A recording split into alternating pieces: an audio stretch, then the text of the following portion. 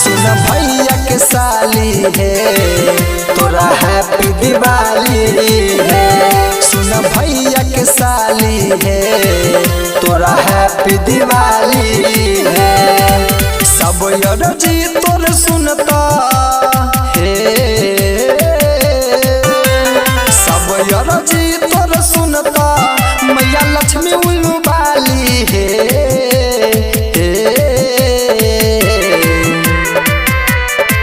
सुन भैया के साली है तोरा हैप्पी दिवाली है।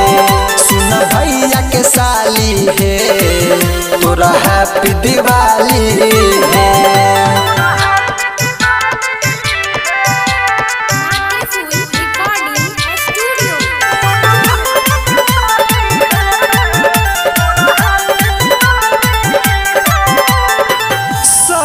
दिन करी ह तू माई के पूजन है। सबका से सुनर मिलत तो हो रासजन है। ए साली सुन सब दिन करी ह तू माई के पूजन है। सबका से सुनर मिलत तो हो रासजन है।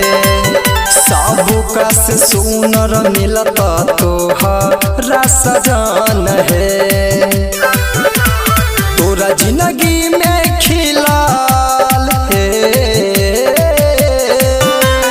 तोरा जिंदगी में खिलल रहता खुशी के हरियाली है।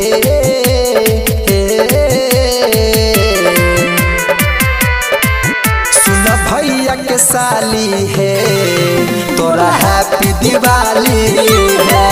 सुन दिया के साली है तोरा हैप्पी दिवाली है।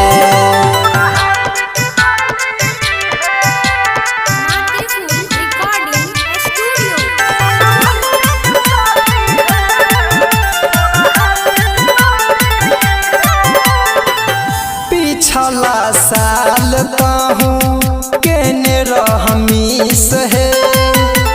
बड़ी दिवाली में दीहा एगो किस है।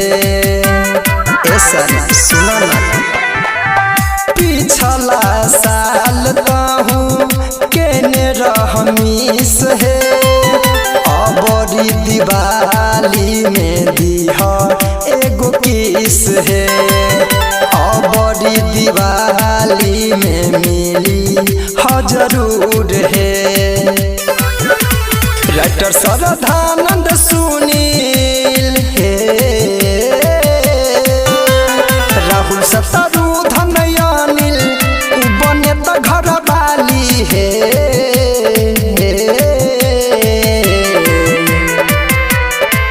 सुन भैया के साली है तोरा हैप्पी दिवाली है। सुन राहुल के साली है तोरा हैप्पी दिवाली।